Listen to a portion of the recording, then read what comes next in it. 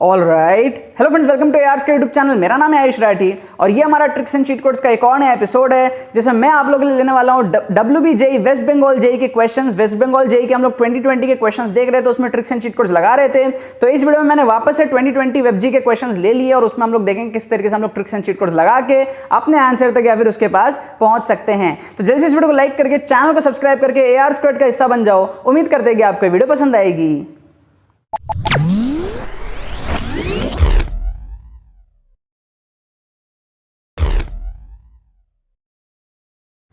तो देखो यार, यहाँ पर मैंने आपके सामने क्वेश्चंस ले लिए हैं WBJEE 2020 के। आप लोगों को बहुत ज़्यादा मजा आएगा इन क्वेश्चंस में, लोग ट्रिक्स एंड चीट कोड्स लगाएंगे। WBJEE 2020 के पहले भी एपिसोड्स आ रखे हैं जिनको मैंने प्लेलिस्ट के अंदर में ऐड कर दिया है, तो आप लोग डिस्क्रिप्शन में लिंक है, प्लेलिस्ट पर जाकर के सारे वीडियोज़ को चेकआउट कर सकते हो। यहाँ पर ये वाला जो क्वेश्चन है, पहला क्वेश्चन हमारे पास में एरिया का, दूसरा क्वेश्चन हमारे पास में कुछ लाइन वगैरह आपको पैराबोला वगैरह दिख रहा है, और यहाँ पर तीसरा क्वेश्चन आपको कुछ ट्रिग्नोमेट्री से वगैरह यहाँ से रिलेटेड दिख रहा है, कुछ आपको डोमेन वगैरह दिया हुआ है 0 to π/2, ये सारी चीज़ आपको दी हुई है। तो चेक करते हैं तीनों क्वेश्चन में हम लोग कैसे ट्रिक्स एंड चीट कोड्स लगा सकते हैं। ठीक है, आप लोगों को बता दूं, ये जो क्वेश्चंस थे ये 2 मार्क के क्वेश्चंस थे। वेबजी में ना अलग अलग कैटेगरीज होते हैं, तो जो 2 मार्कर क्वेश्चंस थे +2 वाले क्वेश्चंस, उसके ये हमारे पास में क्वेश्चंस लिए हैं मैंने, और ये सिंगल करेक्ट टाइप क्वेश्चंस हैं। ठीक है, इसके अगले एपिसोड में मैं आप लोगों के लिए मल्टी करेक्ट क्वेश्चंस भी ले लूंगा, उसमें भी आप लोगों को दिखा दूंगा कि ट्रिक्स कैसे लगते हैं। तो ये काफी स्कोरिंग होते हैं, इसमें अगर आप ट्रिक लगा के सॉल्व करो तो वो आपके लिए बहुत ज्यादा एक एडवांटेज है, क्योंकि आपको 2 मार्क्स मिलते हैं यहाँ पे, राइट। सबसे पहला क्वेश्चन है एरिया ऑफ द रीजन। आपको क्या रीजन दिया है, x² + y² <= 1। तो सबसे पहले ये समझो कि x² + y² = 1 क्या है। ये एक सर्कल है। कैसा सर्कल है, इस तरीके का एक सर्कल है 1 रेडियस का, राइट। दूसरा चीज समझो कि ये x + y = 1 क्या है। तो x + y = 1 बेसिकली ये एक इंटरसेप्ट फॉर्म में स्ट्रेट लाइन है, ये वाला एक स्ट्रेट लाइन है, राइट। ये 1,0 है, ये 0,1 है। तो अब इन दोनों को ज्वाइन कर लो, ओवरलैप कर लो, तो ये हमारा इस तरीके का जो है ये चीज बन जाएगा। क्या आपको बात समझ में आ रही है? मैं और अच्छे से बना देता हूं, यहां पर बना देता हूं, ये इस तरीके से और ये इस तरीके से। क्या आपको बात समझ में आ गई, राइट। अच्छा, अब हमको बोल रहा है कि x² + y² को <1 रखना है, <=1, मतलब कि सर्कल के अंदर का एरिया। क्या आपको बात समझ में आ गई, <1, क्योंकि अगर आप बाहर जाओगे तो x और y कोऑर्डिनेट्स के वैल्यू बढ़ेंगे तो स्क्वायर अप करके ऐड करने पर वो 1 से बड़े हो जाएंगे, राइट। और एग्जैक्टली सर्कल पे वो 1 होता है, इसीलिए इक्वेशन होता है x² + y² = 1, राइट। तो हमको अंदर का एरिया चाहिए, अंदर वाला एरिया चाहिए, ठीक है। अच्छा, और ये जो x + y > 1 है, इसमें हमको बाहर वाला एरिया चाहिए। समझ गए आप, समझ गए? क्यों? क्योंकि अगर हम अंदर का एरिया लेंगे तो x और y की वैल्यूज छोटी छोटी होंगी, तो वो > 1 नहीं हो पाएगा। और अगर लाइन पे ले लेंगे तो वो =1 हो जाएगा, है ना, जो कि सही है। = भी दिया हुआ है हमको यहाँ पर। और बाहर का एरिया है, हम मतलब दूर लेंगे ना अगर x और y, तो x और y की वैल्यू जो होंगी वो एडअप होकर के 1 से बड़ी आएगी। तो बेसिकली हमारा जो डायग्राम बन रहा है वो ये वाला बन रहा है। ये जो है ना पार्ट, सिर्फ इसका एरिया चाहिए अपन को। क्या आपको बात समझ में आ गई? समझ में आ गई? सर्कल के अंदर चाहिए और लाइन के बाहर चाहिए, तो वो जो कॉमन एरिया है वो उतना सा बन रहा है। अब एक तरीका होता है इसको सॉल्व करने का इंटीग्रेशन वगैरह के थ्रू, है ना, जो एरिया अंडर द कर्व में हम लोग करते हैं। लेकिन दूसरा तरीका ये कि आप सिंपली ये सोचो कि अगर एक सर्कल है तो सर्कल का एरिया कितना होता है, πr², मतलब पाई इस केस में, क्योंकि रेडियस इसका 1 है। अब सर्कल को भी 4 पार्ट में तोड़ोगे अगर आप, है ना, तो π/4 आएगा। आपका आंसर π/4 से भी छोटा आना चाहिए। क्यों? क्योंकि आप देख सकते हो सिर्फ फर्स्ट क्वाड्रेंट में आपका ये छोटा सा जगह है, मतलब आपका ये जो है आपका ये सर्कल है, ये लाइन है, इतना सा आपको चाहिए सिर्फ, ठीक है। वो भी आपको सिर्फ और सिर्फ फर्स्ट क्वाड्रेंट में चाहिए। तो π/4 से छोटा आंसर आएगा, तो इसको भी एलिमिनेट कर सकते हैं हम, इसको भी एलिमिनेट कर सकते हैं हम, राइट। माइनस करेंगे कुछ ना कुछ, तो ये वाला आंसर हमारा परफेक्ट लग रहा है हमको तुक्का लगाने के लिए। समझ में आया? मतलब हमने बिना इंटीग्रेशन लगाए, बिना सॉल्व करे, इस तरीके से हमने कर दिया। क्या आपको बात समझ में आई? अगर हम π/4 करते, सपोज π/4 की मतलब है 3.14/4, ठीक है, तो ये वैल्यू लगभग 1 से थोड़ी सी छोटी है। अगर हम π²/2 करें, मतलब कि 3.14 का ²/2, है ना, तो इसका मतलब क्या हुआ, 10/2 के आसपास हो गया, 5 के आसपास आ गया ये वैल्यू लगभग। तो ये वैल्यू लगभग 5 के आसपास है, लेकिन हमको तो π/4 से भी छोटा चाहिए ना, राइट। समझ रहे हो आप बात को? 3 का स्क्वायर किया 9 मतलब 10 के आसपास आ जाएगा, 3.14 का स्क्वायर, फिर 2 से डिवाइड करके तो 5, मतलब ये वैल्यू बहुत बड़ी आ रही है, तो हम इसको भी एलिमिनेट कर सकते हैं। हमको π/4 से छोटी वैल्यू चाहिए थी, राइट, जो कि सिर्फ और सिर्फ एक ऑप्शन में दिख रहा है, जो कि ऑप्शन सी है। ये वाला ऑप्शन भी बहुत बड़ा है, डी ऑप्शन भी। ठीक है, इस तरीके से हमने सब ऑप्शन को एलिमिनेट करके एक ऑप्शन को मार्क कर दिया, जो कि हमारा सही हो जाएगा। क्लियर है ये वाला क्वेश्चन। अब इस क्वेश्चन को देखते हैं, बहुत मजा आएगा आपको इसमें। If the line y equal to x is a tangent to the parabola y equal to ax square plus bx plus c at the point 1,1 and the curve passes through -1,0, then क्या तरीका है इसको solve करने का? Actual तरीके से अगर solve कर पा रहे हो तो ठीक है, नहीं तो हम क्या करेंगे, ऑप्शन से सॉल्व करेंगे। ऑप्शन से कैसे सॉल्व करेंगे? हम लेट करेंगे कि फर्स्ट ऑप्शन करेक्ट है, हम क्या करेंगे, let A option is correct. तो हमारा ये इक्वेशन कैसा बन जाएगा, y इक्वल टू है ना -x स्क्वायर है ना, फिर ये आ जाएगा -x है ना, और फिर c की वैल्यू 3, ये आ जाएगा हमारा +3। समझ गए आप बात को? a की जगह -1 ले लिया, b की जगह -1 ले लिया, इस तरीके से आ गया हमारा let A option is correct. ठीक है, तो अब हमारा क्या होगा, हमको चेक करना है कि ये सब सेटिस्फाई हो रहा है कि नहीं हो रहा है। ठीक है, तो हम क्या करेंगे, सबसे पहले 1,1 पुट करेंगे। तो अगर हम यहाँ 1 पुट करते हैं तो -1 और 3, ये 1 आ रहा है, y की वैल्यू 1 आ रही है, मतलब सेटिस्फाई हो गया, 1,1 सेटिस्फाई हो गया। -1,0 पुट करके देखते हैं, तो -1 यहाँ पे पुट करेंगे तो ये क्या बनेगा हमारा, -1 का स्क्वायर 1 आएगा, मतलब -1, और यहाँ पे माइनस +1 हो जाएगा और ये आ जाएगा 3, तो ये तो कट गया, ये आया 3 और y के जगह है 0, मतलब ये सेटिस्फाई नहीं कर रहा है, तो ये वाला ऑप्शन हमारा एलिमिनेट हो गया। समझ गए आप बात को? क्योंकि जो भी हमारा कर्व आएगा उसमें ये दोनों पॉइंट्स तो सेटिस्फाई होने चाहिए ना। समझ में आई बात? ऑप्शन बी को चेक करते हैं। ऑप्शन बी में 1/2 दिया हुआ है, तो हम क्या करेंगे, y equal to 1/2 x square, मतलब कि x²/2, फिर हमारे पास में x/2 और फिर c की वैल्यू 0 दी हुई है, तो ये हमारा इस तरीके से हो गया, c की वैल्यू 0। ठीक है, अच्छा इसमें चेक करो, इसमें अगर 1,1 पुट करेंगे तो ये सेटिस्फाई हो जाएगा, क्योंकि x की जगह 1 पुट करोगे तो 1/2 प्लस 1/2 1 ही होता है, तो ये सेटिस्फाई हो गया। और इसको पुट करो -1 को, तो -1 को पुट करेंगे तो यहाँ पर हमारा आएगा -1 का स्क्वायर, मतलब कि 1/2, और यहाँ पर आएगा -1/2, तो ये कट के 0 बन जाएगा। इसका मतलब ये दोनों पॉइंट जो है सेटिस्फाई हो गए, इसका मतलब ऑप्शन बी हमारा सही हो सकता है, राइट।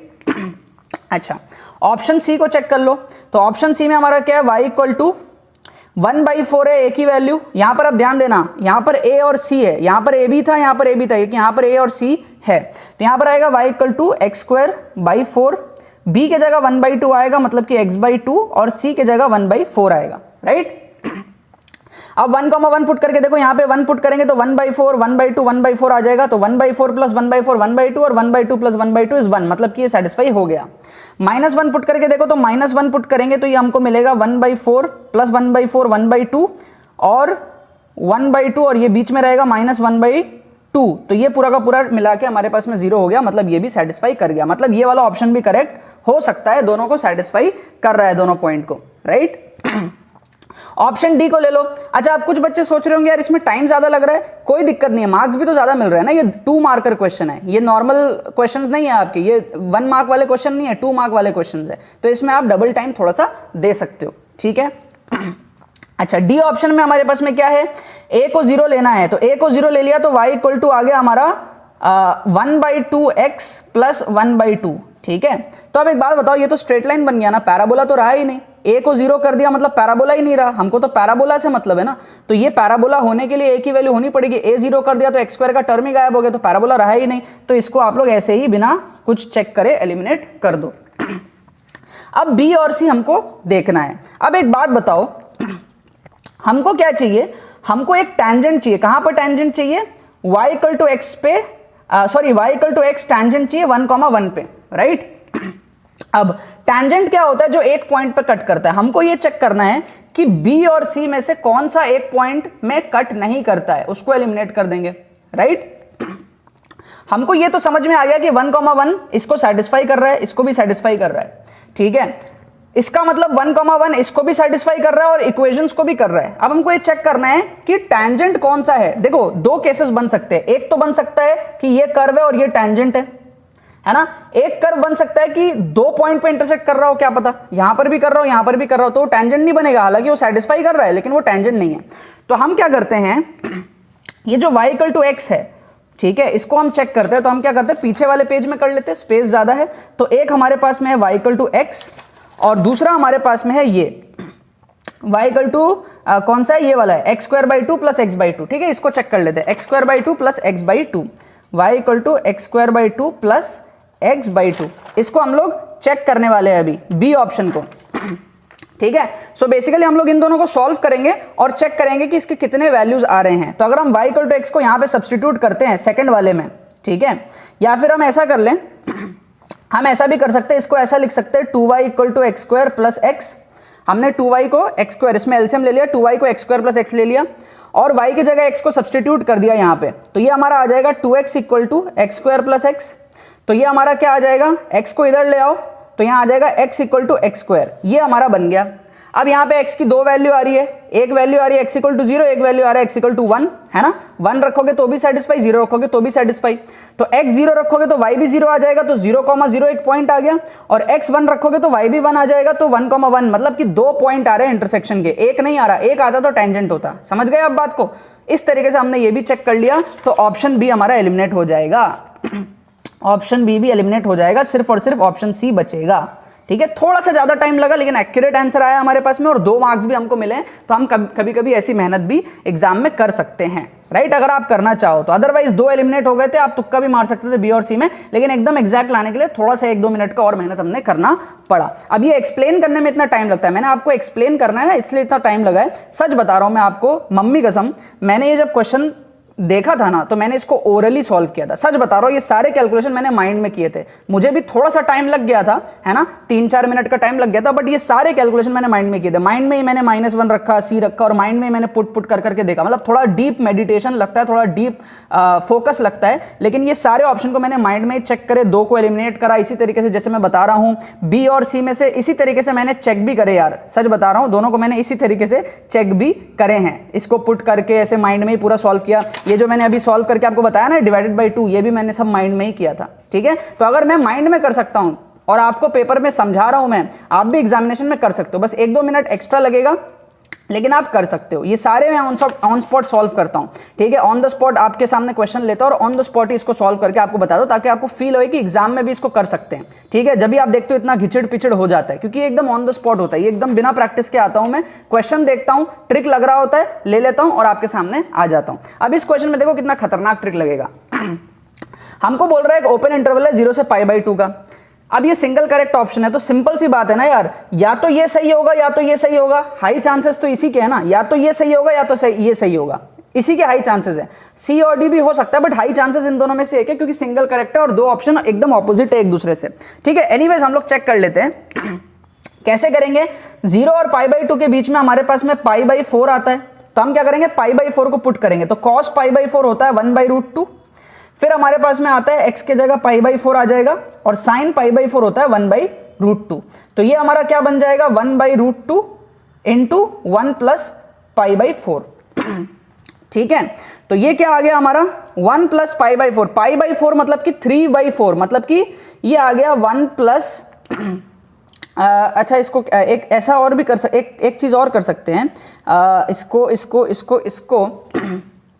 इसको आप क्या करो, एलसीएम ले लो आप एक बार, इसको एलसीएम ले लो, तो ये आ जाएगा हमारा 4 प्लस पाई, मतलब कि 7 के आसपास आ जाएगा, क्योंकि पाई की वैल्यू 3 के आसपास होती है ना, और नीचे आ जाएगा 1.4। क्या आपको बात समझ में आ रही है? तो ये ऊपर आ जाएगा 10, तो ये आ जाएगा इस तरीके से 2, 4 2 आ जाएगा 8, तो कुल मिला के 10/8 आ गया। रफली आपको समझ में आया कैलकुलेशन कैसे किया मैंने इसको 4, मैंने पाई की जगह 3 ले लिया रफली, तो ये आ गया हमारे पास 7/4, और √2 को मैंने 1.4 लिया, मतलब 14/10 ले लिया, 7 से मैंने इसको काट दिया और ये आ गया 10/8, मतलब कि 1 से बड़ा, मतलब कि ये 1 से बड़ा आ रहा है, राइट। लेकिन हमको और भी चेक करना है, π/3 लेके चेक करो। अगर हम π/3 लेके चेक करते हैं तो cos π/3 मतलब कि cos 60 डिग्री है ना। अगर हम π/3 लेके चेक करते हैं, cos 60 डिग्री 1/2 आता है, तो 1/2 ले लो, प्लस x के जगह आएगा π/3, और sin 60 आता है √3/2।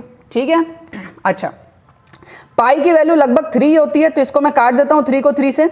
√3/2 क्या है, 1.7/2, मतलब ये हाफ से बड़ा है, समझ रहे हो। तो ये हाफ है और ये हाफ से बड़ा है, तो दोनों ऐड अप होकर के 1 से बड़े आएंगे, तो यहां पर भी हमको 1 से बड़ा ही दिख रहा है। एक और लेके चेक कर लेते हैं, π/6 लेके चेक करो, तो cos 30 डिग्री आएगा √3/2 प्लस π/6, और sin 30 आता है 1/2, राइट। तो अब मैं क्या कर सकता हूं, ये क्या हमारे पास में 3 मान लेता हूं मैं पाई को लगभग, तो 3 और 6 कट जाएगा, 1/2 आ जाएगा, है ना, तो ये आ जाएगा 1/4। क्या आपको बात समझ में आ गई? ये आ गया हमारे पास में कितना आ गया, 1/4 आ गया। और √3/2 क्या है हमारे पास में 1.7/2 मतलब कि 0.8 के आसपास।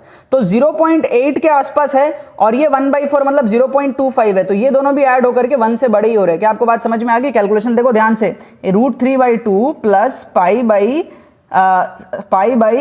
ये क्या है हमारे पास में π/6 इंटू 1/2, ठीक है। पाई की वैल्यू ले ली 3, तो 3 से आ गया ये हमारा 2, ये आ गया 1/2 1/4 मतलब 0.25 और √3/2 आ गया 1.7/2 0.8 समथिंग और 0.25 ये आ गया हमारा 1 से बड़ा। इसका मतलब कोई भी वैल्यू हम लोग ले रहे हैं वो हमको 1 से बड़ा ही दे रहा है, तो हम लोग फाइनली इस बी ऑप्शन को मार्क कर सकते हैं। हमने 3 वैल्यू ले ली, 30 डिग्री भी ले ली, 45 डिग्री भी ले ली और 60 डिग्री को भी ले ली। थोड़ा सा टेंशन वाला था ये, थोड़ा ध्यान से आप लोग अगर इस वीडियो को देखोगे तो ही आपको ये वाली वीडियो समझ में आई होगी, अदरवाइज थोड़ा थोड़ा ऊपर से गया होगा। आई वुड रिक्वेस्ट यू कि अगर आपको नहीं समझ में आया थोड़ा सा बैक करके वापस से देख लो। मैंने अपनी तरफ से बेस्ट दिया है आप लोगों को, लेकिन ये क्वेश्चन ही ऐसे थे कि थोड़ा आप लोग ऊपर से जा सकते हैं। स्पेशली ये वाला क्वेश्चन, इसमें मेरी गलती ये हुई कि मेरे को थोड़ा स्पेस रखना चाहिए था। इस क्वेश्चन को मैं अगर थोड़ा सा ऊपर लिखता और नीचे बढ़िया से स्पेस रखता सॉल्व करने के लिए तो आप लोग को थोड़ा बेटर लगता। मैंने स्पेस नहीं रखा, है मेरी गलती थी, है ना। ये एक्स्ट्रा स्पेस मैंने बर्बाद कर दिया, क्वेश्चन को नीचे ले लिया। इसको मैं थोड़ा सा ऊपर करता तो नीचे स्पेस बन जाता, राइट। अब ये गलती भी क्यों है आप लोगों को मैं बता ही देता हूँ, सब चीजें आप लोगों के साथ शेयर करता हूँ। हालांकि मुझे ये वाले क्वेश्चन को पहले लिखना था, इस वाले क्वेश्चन को मैं यहाँ लिखना चाहता था और इस वाले क्वेश्चन को मैं पीछे लिखना चाहता था, लेकिन गलती ये हो गई कि ये वाला क्वेश्चन स्टार्ट होता है इन से, है ना। गलती से मैंने क्या करा, इस वाले क्वेश्चन को लिखते वक्त इन के जगह इफ लिख दिया।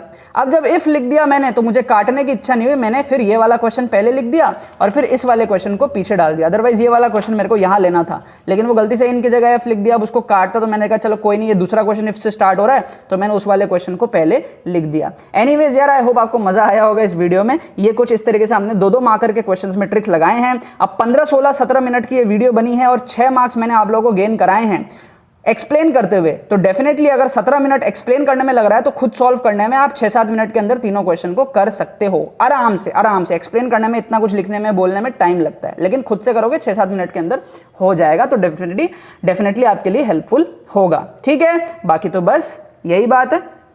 तो यार आई होप आपने ट्रिक्स को अच्छी तरीके से देख लिया होगा, समझ लिया होगा। ऐसे ट्रिक्स वेस्ट बंगाल जेईई वेबजी के एग्जाम में बहुत इजीली अप्लाई होती है और आप इसको एग्जाम में अप्लाई करके अपने स्कोर को बहुत अच्छे से बूस्ट अप कर सकते हो और एक बहुत ही अच्छा रैंक पा सकते हो। अगर आपको इस वीडियो से कुछ भी हेल्प मिले तो लाइक करना मत भूलना और शेयर करना मत भूलना अपने बाकी सारे फ्रेंड्स के साथ में, ताकि वो भी इस प्लेटफॉर्म का मजा उठा सके। बाकी तो बहुत बहुत धन्यवाद इस वीडियो को देखने के लिए, बने रहिए यार।